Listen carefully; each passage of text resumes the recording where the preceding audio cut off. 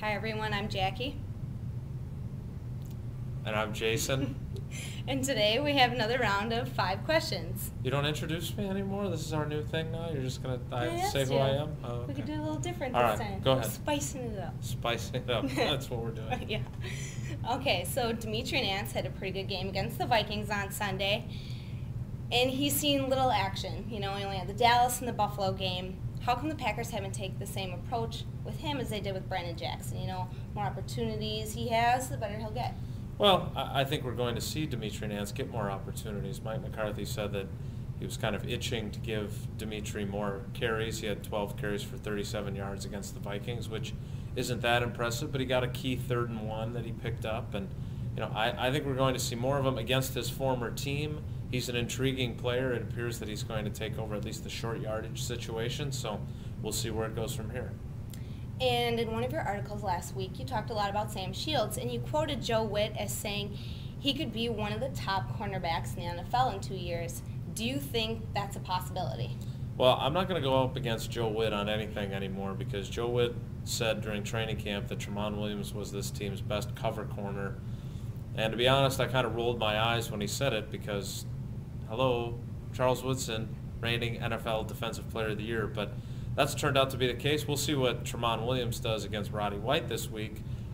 But if Joe Witt thinks that Sam Shields can be one of the top corners in the league within 2 years, I'm going to wait for 2 years, and we're going to see where Sam Shields is at because I think Joe Witt has earned the benefit of the doubt with his accuracy on Tramon Williams. You never hear much about the offensive line unless they do something bad, like give up a sack or a penalty. Do you think they're underrated this year? I do. I think they've played very well, especially considering how poorly things went last year with the number of sacks they allowed. There were 3 sacks in the game at the Metrodome, which, considering the conditions and everything else, that's actually not that bad. I saw John Madden gave them their the Protectors of the Week award this week because of the job that they've done with Aaron Rodgers. So, yeah, I think they are underrated. I think Brian Bulaga has played very well at right tackle. I think the interior guys, especially Scott Wells and Josh Sitton, don't get a lot of attention but have played pretty well. You know, Darren College gets criticized a lot, but he's having a solid season, and we've seen Chad Clifton bounce back from some knee problems early in the year to play very well. So they are playing well, and they're going to have to play well because this offense is predicated on the passing game, and if they're not pass protecting, then the Packers aren't going to do very well. Aaron Rodgers and Matt Ryan have very similar numbers. They only differ a little bit. Who do you think will have the edge on Sunday? Well, I think that whoever ends up having the edge is going to be the team that wins the game. I think this is going to be a quarterback-driven game, and I think that these guys are both in their 3rd year of starting. Aaron Rodgers sat for 3 years behind Brett Favre. Matt Ryan, on the other hand, started right away and led them to the playoffs his rookie year. Then he had some injuries. The team had some injuries last year. They didn't go to the playoffs, and now they've got the best record in the NFC. Aaron Rodgers, on the other hand, has been pretty consistent. His season this year has not been as dominant as he was last year statistically, but it's all about winning games and winning playoff games, something Aaron hasn't done yet and I know wants to. So I'm anxious to see this battle between these two young, up-and-coming quarterbacks because I think they're 2 of the best in the league, and we'll see what they do on Sunday. I was reading Lori Nichols' article in the Milwaukee Journal Sentinel, and she talked about Ted Thompson and his latest draft picks. And I thought, he's gotten a lot of criticism over the years, whether it be with Brett Favre, his draft picks, or not trading for some players.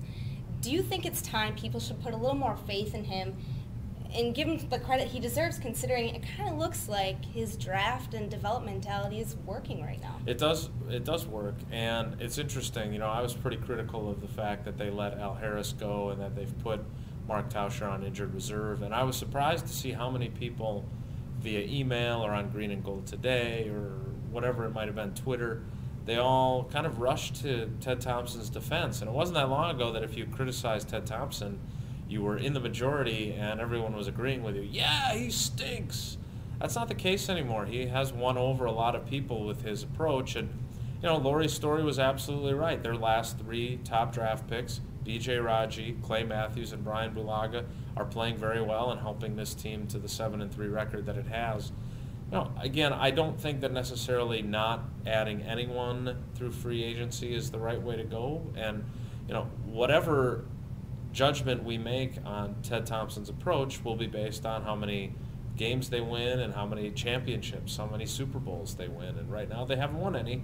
And they've got a team that's in contention, but there are also 5 other teams with a 7-3 record or better in this conference. I think this is a good measuring stick game. This is a game that's going to go toward knowing whether or not this team is going to get, say, home field advantage in the playoffs. And if they get that, then that sets up a Super Bowl run in spite of their injuries, and we get to find out just how good Ted Thompson has been if they're able to win a title doing things his way. Okay, great. Thank you. And we'll see you next week.